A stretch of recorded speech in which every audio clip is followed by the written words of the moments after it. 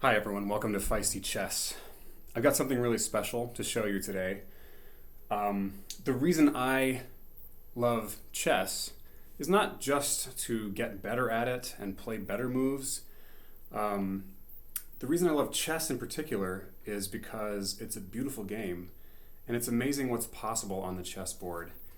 And you really can't understand the possibilities of a chessboard just by studying actual games.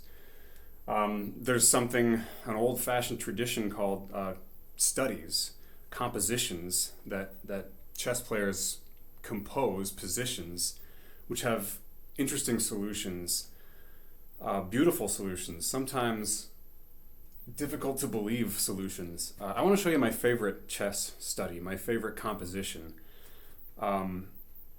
Studies are contrived, and you see the position on the board looks like the kind of position you would never have in a real game, and that's fine.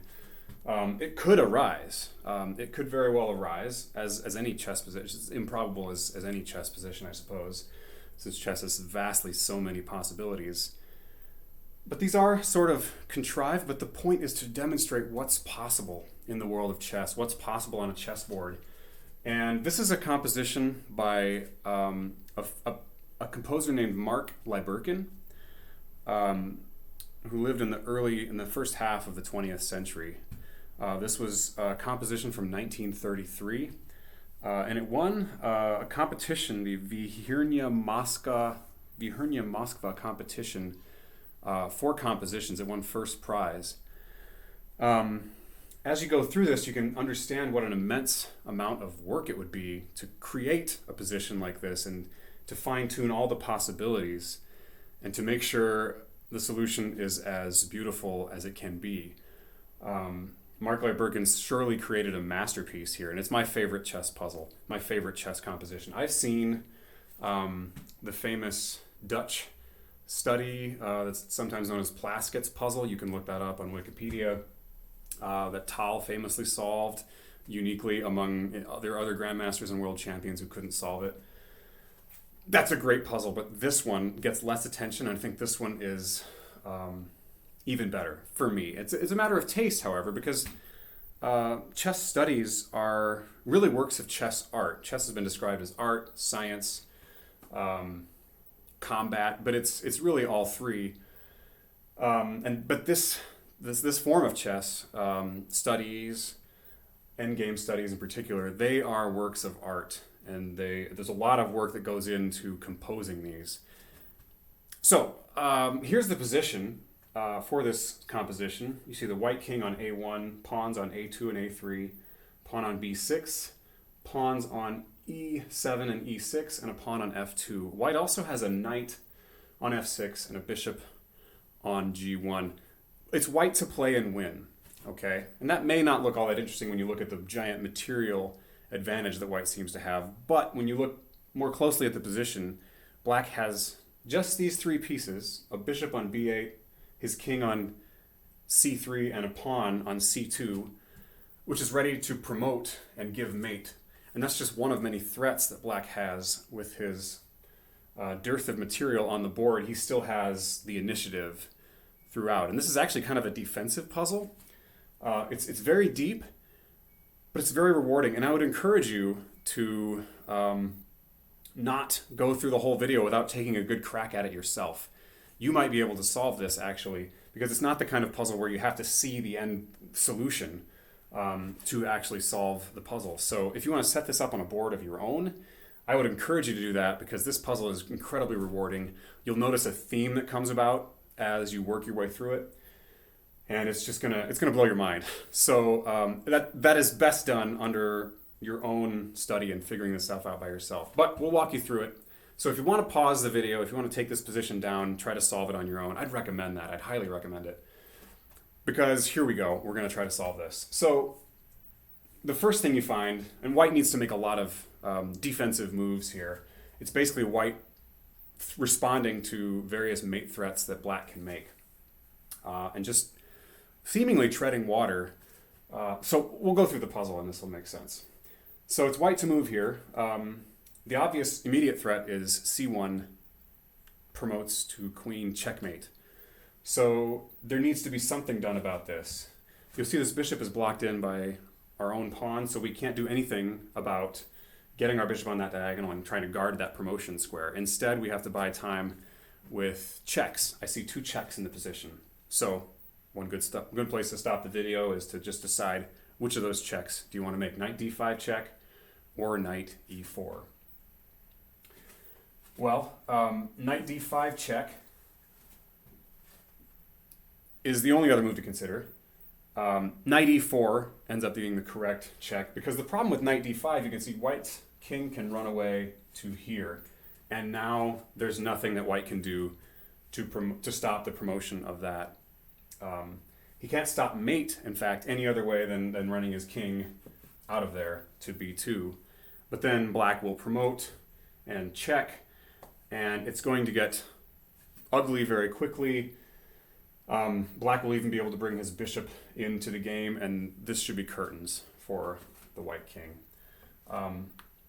So that's enough to make us decide that knight e4 is the right move, because that prevents black from stepping on that d2 square. Instead, black can go here. Well, think about it from black's perspective. He has a couple of moves here. He could go to c4 or d3 or d4. And if he goes to d4 or d3, he's threatening to take the knight. The problem with going to d4, and actually c4 as well, the problem with either of these moves is that white can play king to b2. So if black king has gone to d4, king b2, black can take our knight, but we will take his pawn, and we're going to win because we're going to promote one of these pawns very soon. With king to c4, king to b2, same story. The king could come back to d3 here, but we can get our... we can check. It kind of transposes to the game. Anyway, king to d3 is probably the best try for black here. But now this gives us another check. And this is very important because we're going to get our knight into a position where it can actually stop the promotion. So knight to c5 check, king to c3. Okay, this is already a victory for white because we have the draw if we need it. In other words, we can repeat and go back to e4 and check. Again, white can't come up to the 4th rank. That allows the king to come to b2. So if we were to check, black would have nothing better than simply to repeat. But again, it's white to play and win. So the only other move that stops the immediate mate is knight to b3. But this also looks very dangerous because you can see black's next threat doesn't involve promotion, but it involves using this pawn and its control of b1 to form a mating net by playing bishop to e5. Now black's threat is really big. It's another checkmate, and all he has to do is move the king out. So any checking ideas we might have, even though they're already on the board, wouldn't work because the king's going to have to just move. The king's going to move anyway, and then it's going to be mate. So the king's going to come either to c4 or to d3. We can't stop him from doing one of those things, but we can. Again, that check is going to happen, and we won't be able to move our king. We won't really be able to interpose a piece usefully, but we will be able to set up the only other way to stop a check, which is to capture the checking piece. So the move here is f4.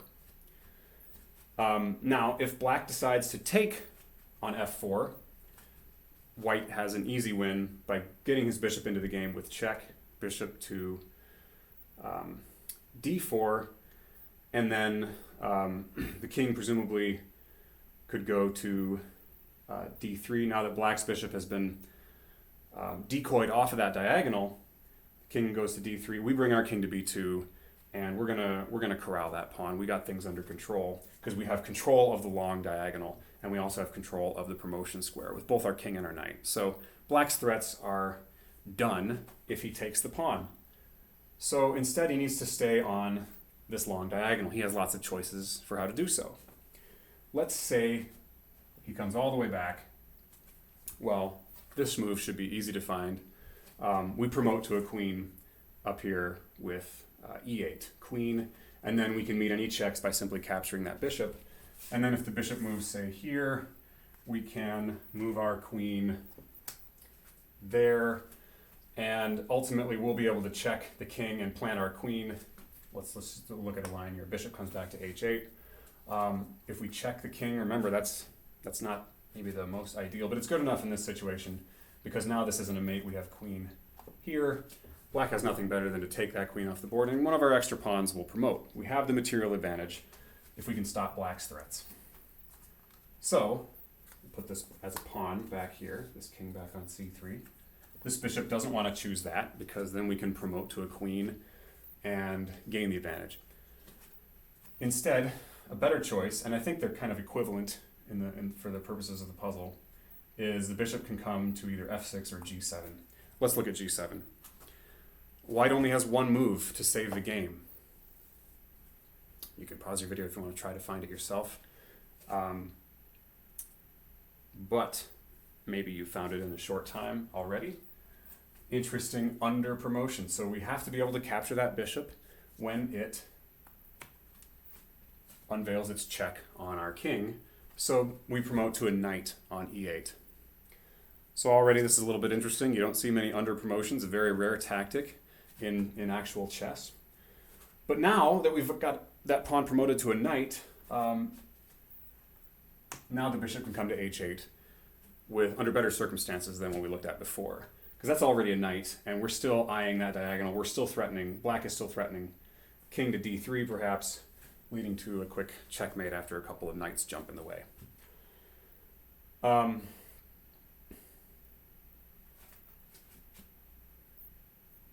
Okay, so white has to plan something else. We need to be able to either capture that bishop or interpose a piece. And the only move here that works is, well, you might think of this check, right? We're gonna get rid of this bishop. We're gonna get rid of this bishop by saying bishop d4 check.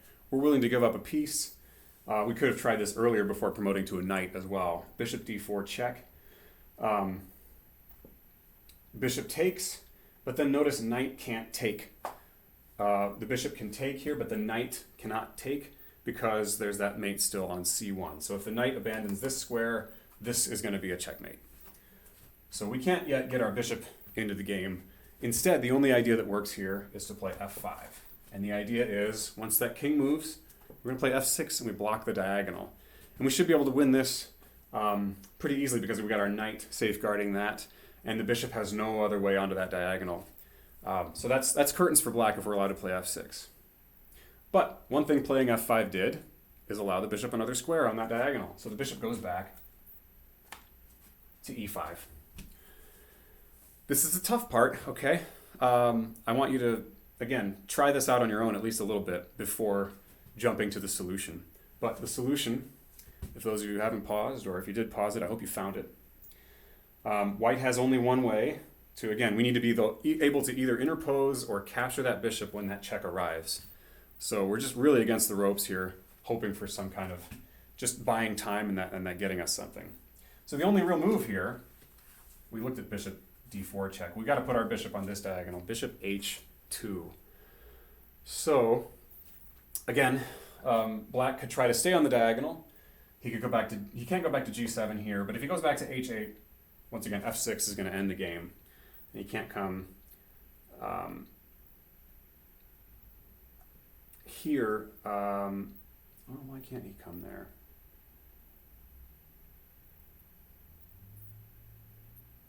Because once the king moves, I'll have to look at that. I'll look at that variation maybe in the comments. I don't want to jump through the video like this.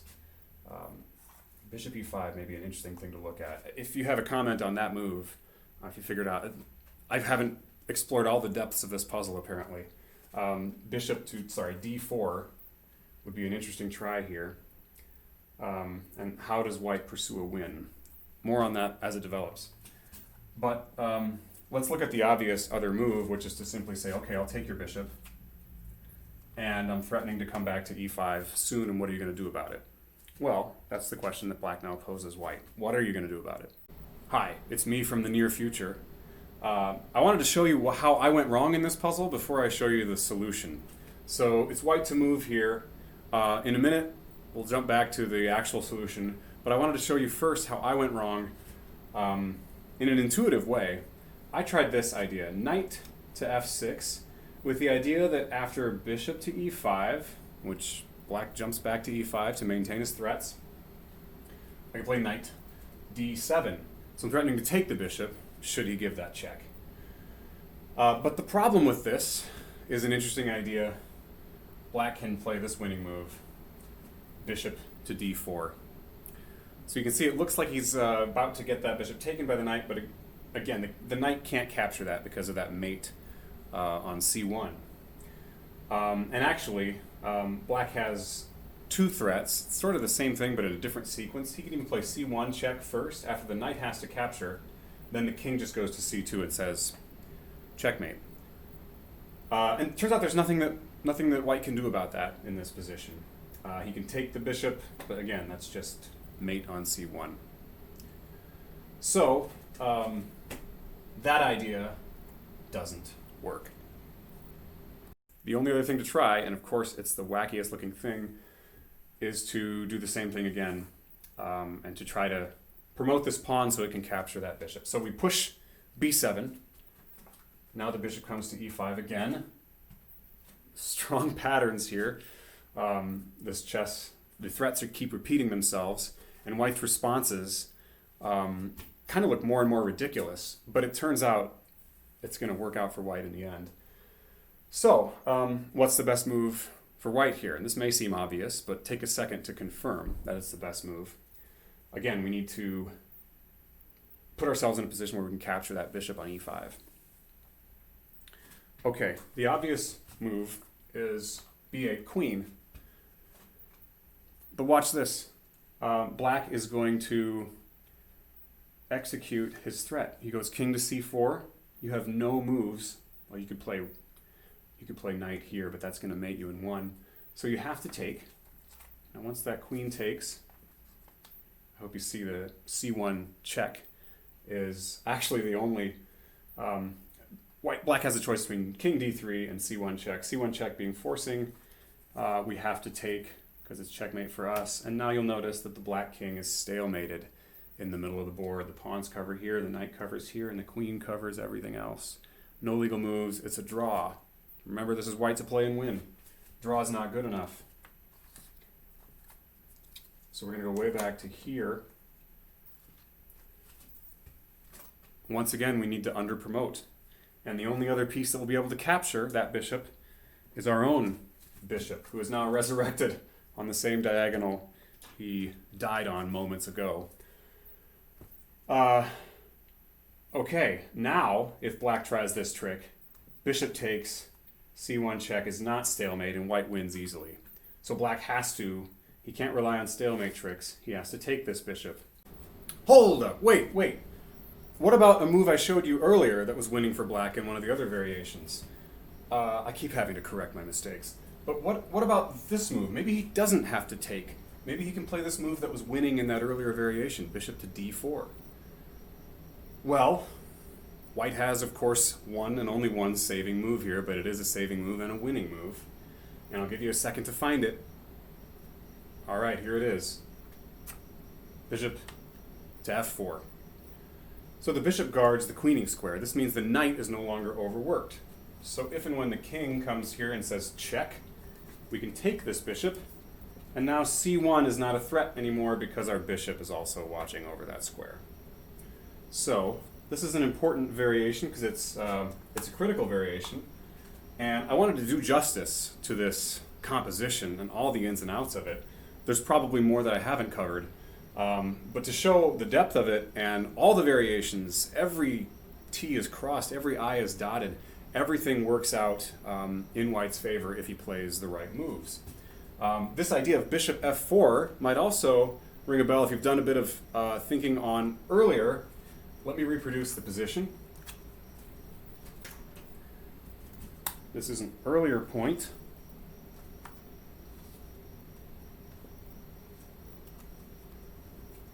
where we played our bishop to h2.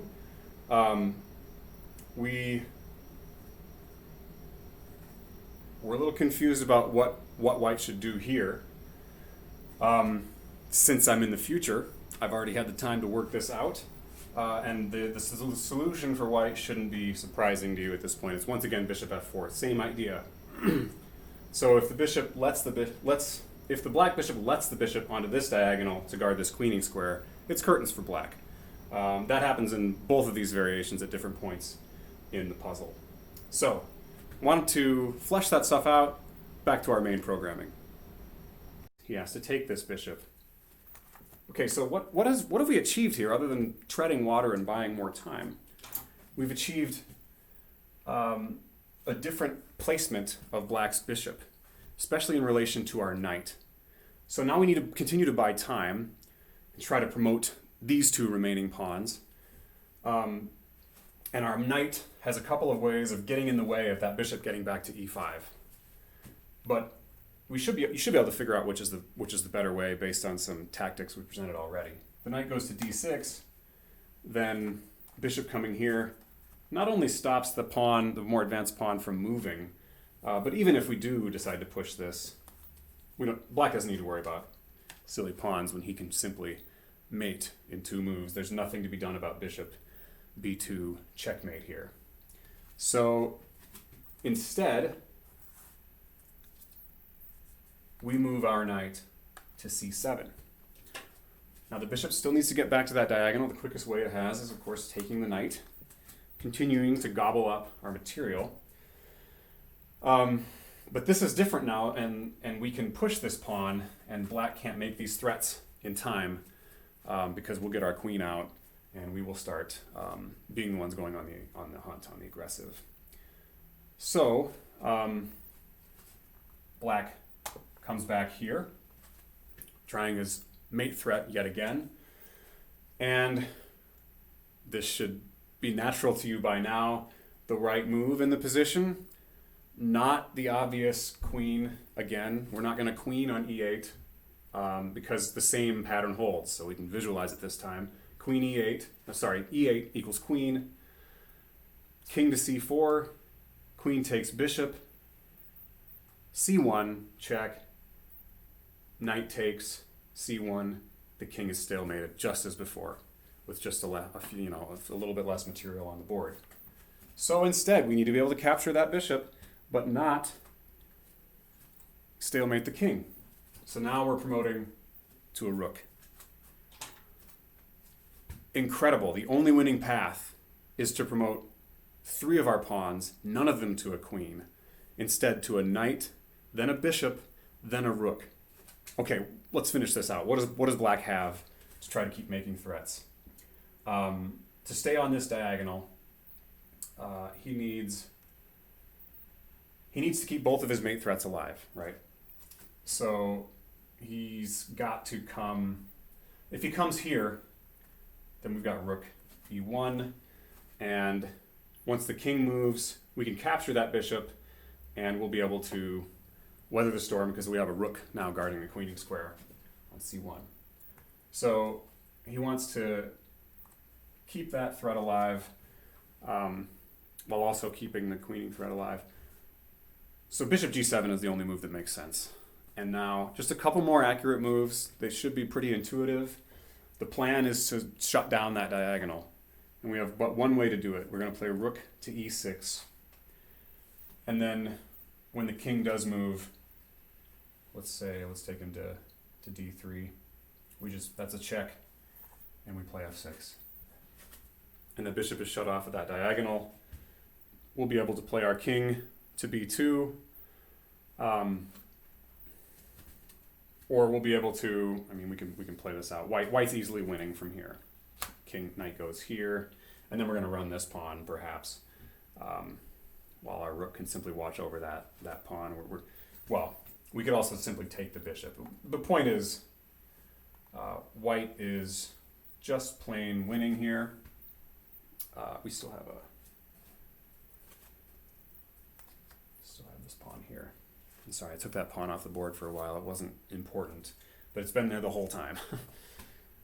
So fascinating study here, and I hope you have a sense after watching this of just what's possible on the chessboard and the kinds of things. I mean, why it sometimes is important that pawns don't automatically become queens, that you can promote not just to knights, but also to bishops and rooks.